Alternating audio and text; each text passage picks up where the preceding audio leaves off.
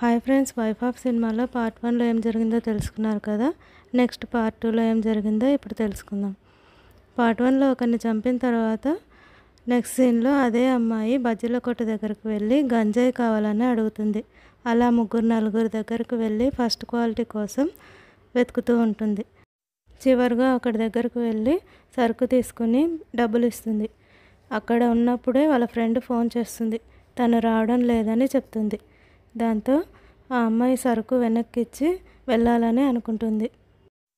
సరుకు ఇచ్చినవాడు ఎందుకని అడిగితే తను ఒంటరిగా స్మోక్ చేయలేనని, తనకు కంపెనీ ఉండాలని చెప్తుంది. అయితే నేను కంపెనీ ఇస్తానని అతను అంటాడు. దాంతో వస్తావా అంటూ నవ్వుతూ ఉంటుంది. తర్వాత వీళ్ళిద్దరూ కలిసి ఒక ఫ్లాట్కి వెళ్తారు. అవని తనతో పాటు వచ్చిన అతనికి గంజాయి పెట్టి స్మోక్ చేయమని ఇస్తుంది. తర్వాత నువ్వెందుకు చేయట్లేదనంటే తనకు వైపు రావట్లేదని చెప్తుంది. సరే అయితే అంతవరకు నీ స్టోరీ ఏంటో చెప్పు అని అతను అడుగుతాడు. దాంతో మళ్ళీ అవని ఫ్లాష్ బ్యాక్ చెప్పడం మొదలు పెడుతుంది. ఇంతకుముందు పార్ట్ 1లో తన భర్త వేరే అమ్మాయిని తెచ్చుకొని ఉంటున్నాడు అనే సంగతి తెలుస్తుంది కదా. మళ్ళీ అక్కడి నుంచి మొదలు పెడుతుంది. తన భర్త వేరే అమ్మాయిని ఇంటికి తెచ్చుకొని ఉండటం, తనని పట్టించుకోకుండా ఎప్పుడూ ఆ అమ్మాయితోనే ఫోన్ మాట్లాడుతూ ఉండడం, ఇదంతా చూసి కోపంతో వాళ్ళ రూమ్ దగ్గరే నిలబడి అతనితో గొడవ పడాలని ఎదురు చూస్తూ ఉండటం చూపిస్తారు.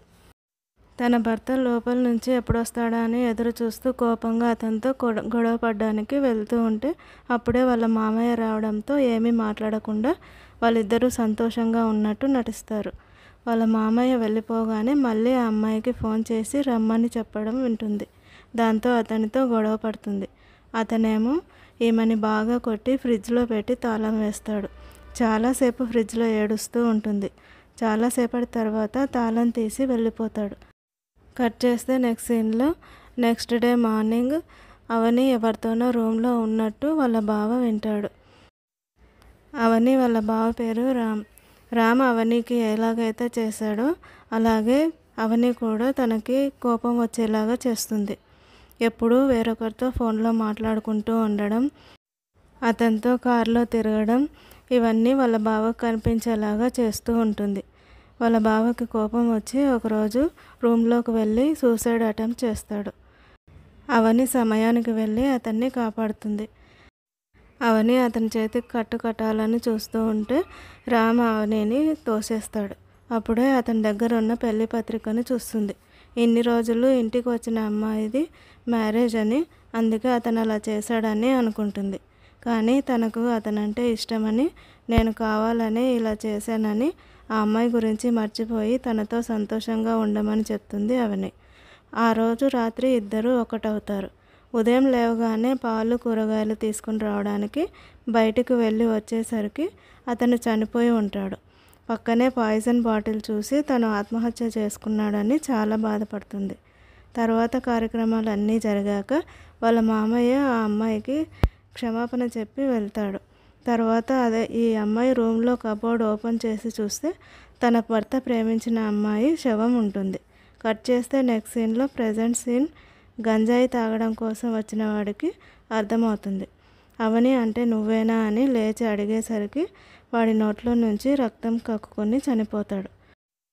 ఆ తర్వాత నెక్స్ట్ సీన్లో అవని వాళ్ళ బావ ఫోటో చూస్తూ జరిగింది గుర్తు చేసుకుంటూ ఉంటుంది. కబోర్డ్లో వాళ్ళ బావ ప్రేమించిన అమ్మాయిని చూసిన అవని వెంటనే అభి అనే అబ్బాయికి ఫోన్ చేస్తుంది. అతను ఆ అమ్మాయి శవాన్ని చూసి షాక్ అవుతాడు. తన భర్త ఆమెను చంపి అతను పాయిజన్ తాగాడని అనుకుంటారు. ఆ అమ్మాయి శవాన్ని ఒక ట్రంకు పెట్టెలో పెట్టి కారులో ఊరికి దూరంగా ఒక ఫ్యాక్టరీ దగ్గర శవాన్ని పూడ్చడానికి గొయ్యి తవ్వుతారు. అభి తర్వాత పెట్టె తెరిచి చూస్తే అందులో శవం మాయం. తిరిగి చూసేసరికి అవని చేతిలో ఒక పెద్ద కర్రతో వెనకాలే చనిపోయిందనుకున్న అమ్మాయి కనిపిస్తారు. అవని అతన్ని కొట్టి చేతులు కట్టేసి నాకు నిజమెలా తెలిసిందని అనుకుంటున్నావా అంటూ మళ్ళీ ఫ్లాష్ బ్యాక్ చెప్పడం మొదలు పెడుతుంది. ఆ అమ్మాయి శవాన్ని చూసి ఏం చేయాలో తెలియక ఆలోచిస్తూ కూర్చున్న అవనికి కబోర్డ్ నుంచి శబ్దాలు వినిపిస్తాయి. కబోర్డ్లో తెరిచి చూస్తే ఆ అమ్మాయి బతికే ఉంటుంది. ఏం జరిగిందని అడిగితే ఆ అమ్మాయి జరిగింది చెప్తుంది.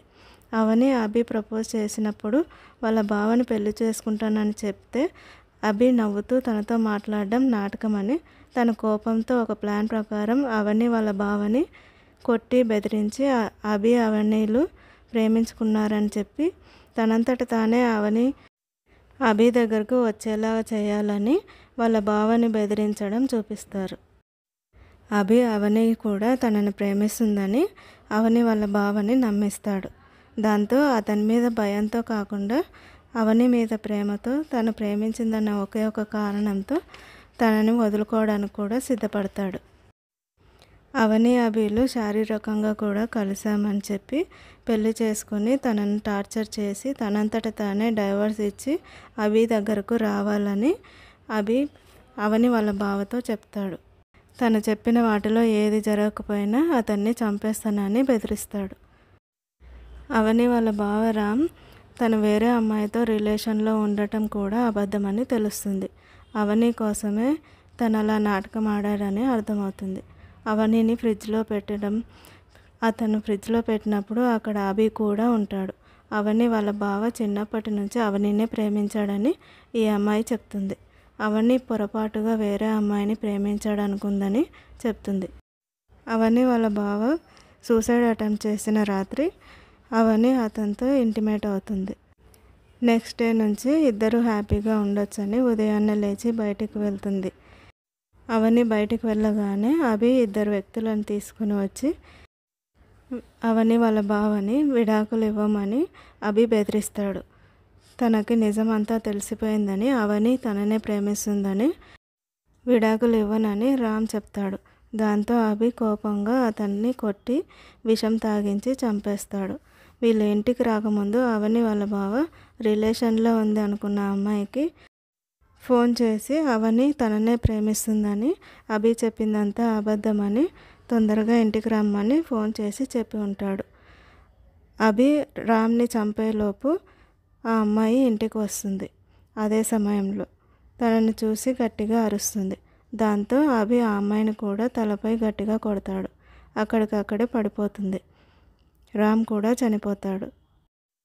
అవని రావడం చూసిన వీళ్ళు ఆ అమ్మాయి శవాన్ని కబోర్డ్లో పెట్టి వెళ్ళిపోతారు. ఇదంతా చెప్పి అభితో ఫ్రెండ్లీగా ఉన్న రోజుల్ని గుర్తు చేసుకుంటూ అభి గుండెల్లో కత్తితో పొడిచి చంపి అతను తీసిన గొయ్యిలోనే పాతేసి వెళ్తుంది. తర్వాత తన ఫ్రెండ్ ద్వారా వీళ్ళ గురించి ఎంక్వైరీ చేసినవన్నీ చూపిస్తారు. నెక్స్ట్ సీన్లో అవని వాళ్ళ ఇంటికి వాళ్ళ మామయ్య వచ్చి అవని వాళ్ళ నాన్నతో మాట్లాడుతూ ఉంటాడు. ఏం చేస్తున్నావు బావా అంటే అవనికి ఇష్టమని తనకు నచ్చిన కూర చేస్తున్నానని చెప్తాడు.